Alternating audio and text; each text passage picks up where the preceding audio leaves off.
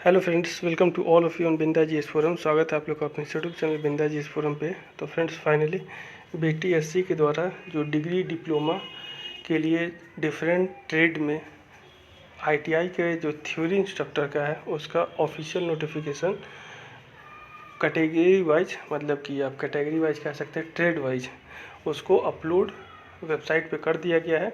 और आज से फॉर्म भरना 19/9/2023 यानी 19 सितंबर से फॉर्म भरना स्टार्ट हो गया है। ठीक है, एक एक नोटिफिकेशन को हम लोग ध्यान देंगे, जो मेजर नोटिफिकेशन है। बाकी आप लोग एडवर्टीजमेंट को ध्यान से देखिएगा और उसके बाद अपना फॉर्म फिल कीजिएगा। मैं मेजर जो भी है उसको क्लियर कर देता हूँ, लेकिन साथ में सबसे पहले नोटिफिकेशन को समझने से पहले एक चीज़ मैं और क्लियर कर दूँ कि जो इलेक्ट्रॉनिक्स एंड कम्युनिकेशन के लिए जो पार्शियलिटी हुआ है, ठीक है, वो नहीं होना चाहिए। और मैं आप लोगों से रिक्वेस्ट करता हूँ, क्योंकि जितने लोग मुझे व्हाट्सअप किए, मैसेजेस किए अभी फ़िलहाल 1 घंटे में, जो मैं 15 तारीख को वीडियो बनाया उसके बिहाफ पे, उनका कहना है कि क्या हम लोग बिगाड़े हैं गवर्नमेंट का। क्या इलेक्ट्रॉनिक्स वालों का तो ऐसे भी सीट करना ही होता है। साथ में जो इलेक्ट्रॉनिक्स मैकेनिक की जो वैकेंसीज है, जो कंज्यूमर इलेक्ट्रॉनिक्स के साथ उसको अटैच कर दिया जाता तो क्या दिक्कत होता। Already electrician, wireman, electrician, power distribution, solar technician, electrical के लिए तो पर्याप्त पोस्ट थे। इलेक्ट्रॉनिक्स मैकेनिक इलेक्ट्रॉनिक्स वालों का है, इलेक्ट्रॉनिक्स एंड कम्युनिकेशन इंजीनियर वालों का तो आखिर ऐसा पार्शियलिटी क्यों हुआ है।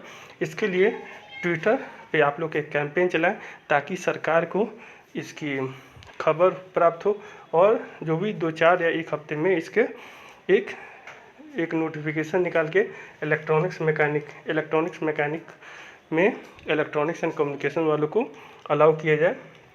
तो ट्विटर पे एक कैंपेन सब कोई मिल के चलाएँ और एक मुहिम की तरह चलाएं ताकि सारा चीज़ क्लियर हो सके और इलेक्ट्रॉनिक्स कम्युनिकेशन वालों के साथ पार्शियलिटी होना बंद हो। तो इसके बाद अब हम लोग एक एक नोटिफिकेशन को देखते हैं। तो सबसे पहले इसी नोटिफिकेशन को देखते हैं जो कि विवादित है, जहाँ पे इलेक्ट्रिकल इलेक्ट्रॉनिक्स ट्रिपल ई जो 4 वर्षीय डिग्री है उसको अलाउ किया गया है। लेवल 6 का पोस्ट है। और सबसे ज़्यादा ध्यान देने की बात है अनुभव पे बहुत ही ज़्यादा ध्यान देने की ज़रूरत है। राज्य सरकार, भारत सरकार से मान्यता प्राप्त किसी भी उद्योग संस्थान से संबंधित क्षेत्र में काम करने का या किसी संगत तकनीकी अध्यापक प्रशिक्षक के रूप में न्यूनतम 1 वर्ष का अनुभव। सबसे बड़ी बात यह कि अनुभव को लेके, ठीक है, तो ये जो यहाँ पे बहुत अच्छे समझना है कि राज्य सरकार, भारत सरकार में जो रेगुलर है वो तो ठीक है, अगर वो आना चाहते हैं तो गवर्नमेंट उनका वेलकम कर रहे हैं। लेकिन सबसे ज़्यादा पेच यहाँ पे फंसता है कि किसी संगत तकनीकी अध्यापक या प्रशिक्षक के रूप में। अब एक चीज़ मैं आपको बता रहा हूँ, जो जहाँ पे पॉलिटेक्निक इंजीनियरिंग में है तो वहाँ से तो आएंगे नहीं, अगर रेगुलर होंगे तो, अगर कॉन्ट्रैक्ट पे होंगे वो आएंगे। लेकिन यहाँ पे कह रहा है कि संगत, किसी भी संगत, यानी कि आप इलेक्ट्रॉनिक्स वाले हैं, इलेक्ट्रिकल वाले, मैकेनिकल वाले हैं, कोई भी फील्ड में अगर किसी भी ब्रांच में पढ़ा रहे हैं तो यहाँ पे एलिजिबल है।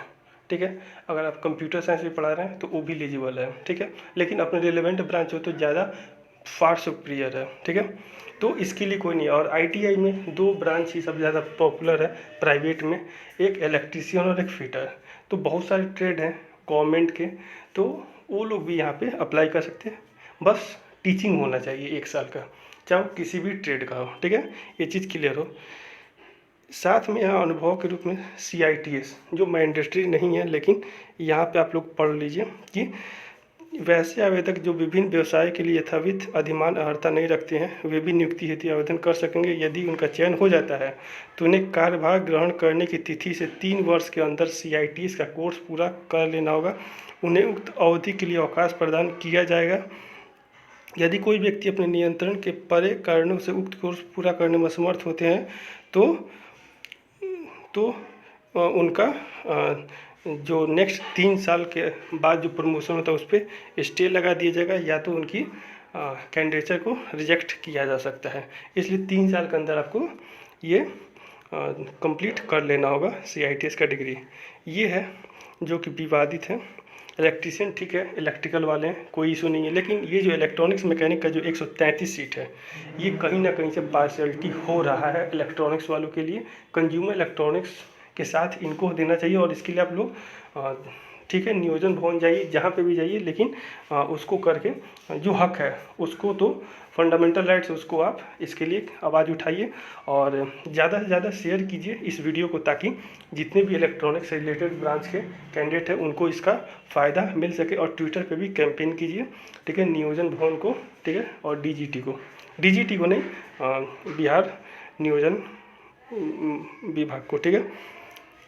इलेक्ट्रीशियन का 178 है, इलेक्ट्रॉनिक्स मैकेनिक 133 है, वायरमैन का 20 है, इलेक्ट्रीशियन पावर डिस्ट्रीब्यूशन का 5 है, और सोलर टेक्नीशियन का 2 है, ठीक है। ये तो पोस्ट हो गया 21 से 40 साल, ठीक है। 5 वर्ष के छूट अनुमान्य है, जो कि कॉन्ट्रैक्ट पे है गवर्नमेंट ITI में, ठीक है, और उनको 5 नंबर दिया जाएगा। लेकिन ये सब कब, जब वो लोग एग्ज़ाम क्वालिफाई कर लेंगे उसके बाद ये चीज़ लागू होना है। तो जो चीज़ है 100% जो फाइट है वो मेरिट पे है, आपके एग्ज़ाम पे। एग्ज़ाम में जितना अच्छा परफॉर्मेंस कर रहे, पास हो जा रहे हैं, वही आपका मेन है, ठीक है।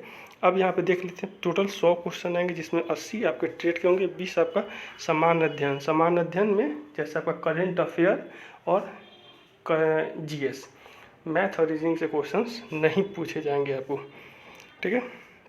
यहाँ पे साफ साफ निगेटिव मार्किंग है, 100 क्वेश्चन है 100 नंबर का, लेकिन एक क्वेश्चन 1 मार्क्स के लिए है, और 1/4 नेगेटिव है, यानी 0.25 मार्क्स डिडक्ट किया जाएगा। यदि जैसे इलेक्ट्रीशियन में, मैकेनिकल ग्रुप में लड़के ज़्यादा हैं, तो वहाँ पे नॉर्मलाइजेशन का भी प्रोसेस है, जिसके आधार पे नॉर्मलाइज स्कोर के आधार पे वो मार्क्स निकाला जाएगा। उसके बाद जो फाइनल कट ऑफ होगा वो इसके आधार पे होगा द्वितीय चरण में।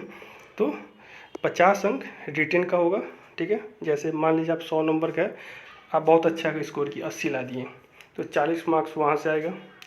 20 अंक आपको जो भी डिग्री और डिप्लोमा है उससे दिया जाएगा।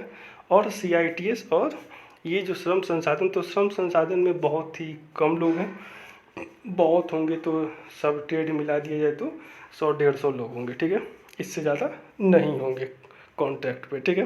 तो CITS के भी तो मेन फाइट आपको एग्ज़ाम को लेके है। जो लोग जितना अच्छा परफॉर्मेंस करेंगे रिटन एग्ज़ाम में, उनको फ़ायदा मिलने वाला है, ठीक है।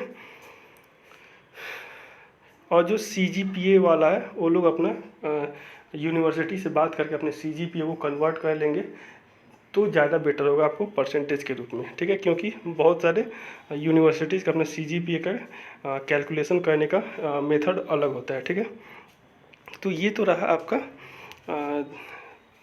ये पूरा नोटिफिकेशन इलेक्ट्रीशियन इलेक्ट्रिकल ग्रुप वालों का। ये सबके लिए ऐसा ही है, ठीक है। बस मैं सीटों को इसके बाद तेज़ी से मैं बता दूंगा किसमें कितना कितना सीट है, पूरा प्रोसेस यहाँ पे आपको क्लियर हो रहा है, ठीक है। सामान्य वर्ग, पिछड़ा वर्ग, अत्यंत पिछड़ा वर्ग EWS के लिए 600, SC ST के लिए 150, बिहार राज्य का स्थायी निवासी हैं अगर महिला है तो 150, और बाहर के उम्मीदवार और महिला हैं तो उनके लिए 600, ठीक है। एक चीज़ और आपको ध्यान देना है, ये सारी चीज़ आपको अपलोड करना है, ठीक है। ये यहाँ पे है आपका सबसे लास्ट वाले कॉलम को मैं दिखा रहा हूँ।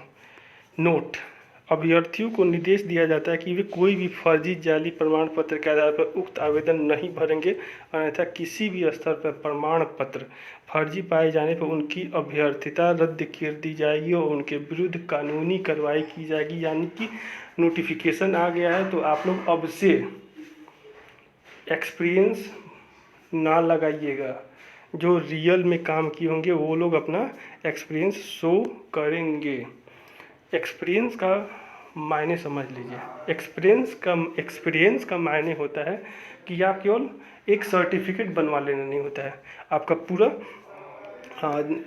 पैसे का होता है, पूरा एक अलग पूरा शेड्यूल होता है, पूरा आपका अटेंडेंस का अलग होता है, सब चीज़ अलग होता है, पूरा डॉक्यूमेंटेशन मेंटेन किया जाता है, तब जाके आपका एक्सपीरियंस सर्टिफिकेट बनता है। अगर कोई संस्था ऐसा कर रही है तो शायद वो भी ब्लैक लिस्ट हो जाएगा। तो प्लीज़ आप लोग भी वैसे संस्थान ऐसा करने से बचें।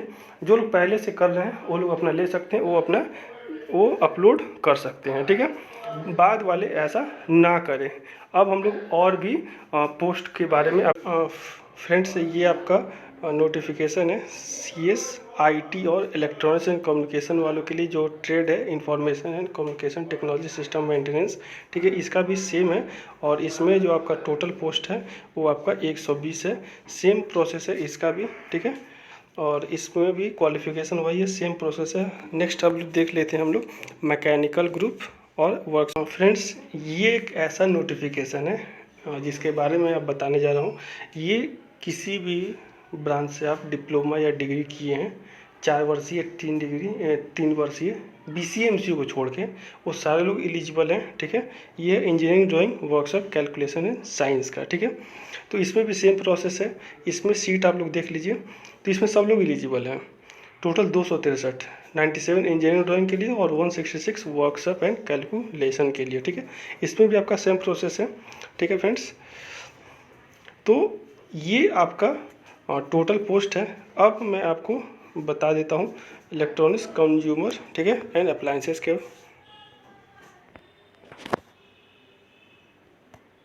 और friends, consumer electronics and appliances के भी 30 सीट है और उसमें भी सेम है। तो आप लोग एक एक नोटिफिकेशन को बार बार नहीं दिखा पा रहा हूँ, ठीक है। और आप लोग चाहें तो ऑफिशियल नोटिफिकेशन पे, क्योंकि सबका प्रोसेस है इसलिए मैं सारे प्रोसेस को बता दिया हूँ।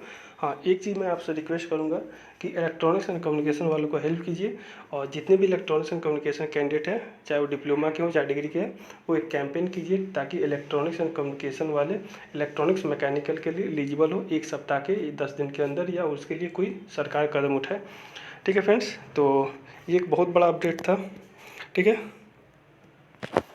तो फ्रेंड्स, ये मतलब कि मैं बता दूं, ये रंजन जी हैं जिन्होंने भेजा, और सर बोला कि सर जो इलेक्ट्रॉनिक्स कैंडिडेट है इनके लिए प्लीज़ एकजुट के लिए आप अपने चैनल के माध्यम से आवाज़ उठाएं ताकि सबको इसके बारे में अवेयरनेस मिले और उनको जस्टिस मिल सके। Thank you. और आप लोग रंजन जी को थैंक्स बोलिए ताकि वो ये बहुत मतलब कि अच्छा है इनका एक योगदान रहा, ताकि वो इसके लिए अलर्ट किए सबको, ठीक है फ्रेंड्स। तो थैंक्स फॉर वॉचिंग लिसनिंग और मिलता है जिस पर कीप कंटिन्यू। Thank you.